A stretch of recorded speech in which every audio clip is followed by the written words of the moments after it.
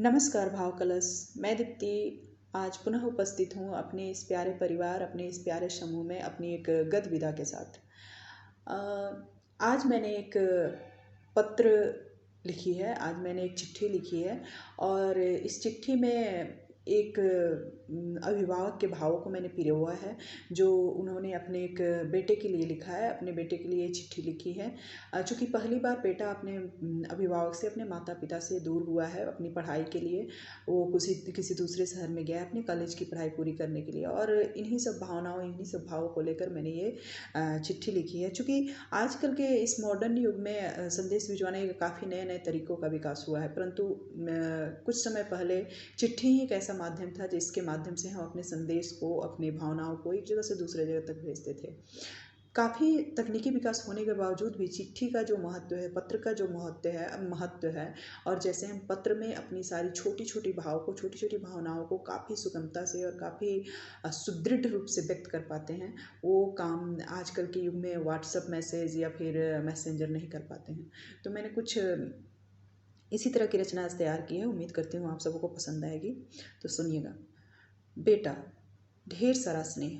अपनी उच्च शिक्षा के लिए पहली बार तुम अपने माता पिता से अलग हुए हो। ये फैसला भी ज़रूरी था, पर न जाने क्यों बार बार ये लगता है कि अपने ही शहर में तुम्हारा दाखिला कराया होता तो अच्छा होता, कि तुम्हें इतनी दूर पढ़ने के लिए भेज देने के फैसले को हम दोनों ने स्वीकार किया।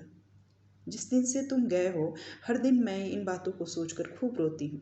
हाँ ज़रूर, हाँ, जब तुम वीडियो कॉल करते हो तो मैं बड़ी खुश दिखती हूँ, तुम कहते हो। पर तुम्हें पता है, तुम्हारे वीडियो कॉल आने के 1 घंटे पहले से मैं तुम्हारे वीडियो कॉल की प्रतीक्षा में इतनी निखर उठती हूँ कि तुम्हें हंसती हुई और सुंदर दिखती हूँ। मैं और तुम्हारे पापा बालकनी में बैठकर बड़े कॉफ़ी मग की फुल कॉफ़ी चुपचाप ख़त्म कर देते हैं। हाँ, जिस दिन तुम अपनी कॉफ़ी के साथ वीडियो कॉल में हमारे साथ होते हो, उस दिन कॉफ़ी का स्वाद, बालकनी के फूल पौधे और स्विमिंग पूल का पानी जो हमारे बालकनी से ठीक सीधा दिखता है, सब एक साथ मन को लुभाने लगते हैं। तुम्हें पता है बेटा, अब सुबह 1 घंटे नहीं, 10 मिनट में ही मेरी पूजा खत्म हो जाती है। आरती भी 10 मिनट में ही समाप्त हो जाती है, और प्रसाद लेकर बहुत देर तक तुमको सोचती रहती हूँ। पंचमेवा के सारे काजू तुम्हारे लिए हर रोज़ निकाल कर तुम्हारे मनपसंद जार, हाँ वहीं कांच वाली टेडी बियर शेप वाली जार, उसी में रखती जा रही हूँ। मार्च बीत ही गया, नवंबर में ही तो तुम आने वाले हो। तुम आकर ही ख़त्म करना। पापा भी ठीक हैं, वैसे कुछ कहते नहीं, तुम तो जानते ही हो उनकी पुरानी आदत, नाराज़ या उदास होकर चुप हो जाते हैं। पर इन दोनों कुछ ज़्यादा उदास और चुप रहने लगे हैं। एक दिन जब नहाकर निकली तो देखा तुम्हारे रूम में तुम्हारे कपड़ों की अलमारी को ठीक कर रहे थे।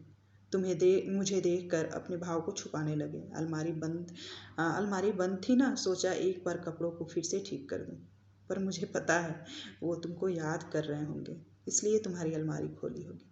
पर छोड़ो, कोई बात नहीं, तुम्हारी पढ़ाई ज़रूरी है। माँ पापा की यादों में व्यर्थ मत उलझना। हाँ, फ़ोन और वीडियो कॉल जब भी ज़रूर रिसीव करना। अगर हम कभी ना कर पाए तो फिक्स टाइम पर तुम करते रहना। इस चिट्ठी के साथ तुम्हारी मनपसंद मछली जो तुम्हारे पापा ने बनाई है, और होममेड मम्मा स्पेशल कुकीज़ जो ऑफ कोर्स तुम्हारी मम्मा ने बनाई है, भेज रही हूँ, खा लेना। अब 8 महीने और है तुम्हारी छुट्टी को। हम दोनों हर दिन कैलेंडर से एक दिन को काटते हैं और गिनती के दिनों में घटती संख्या को देखकर खूब खुश हो जाते हैं।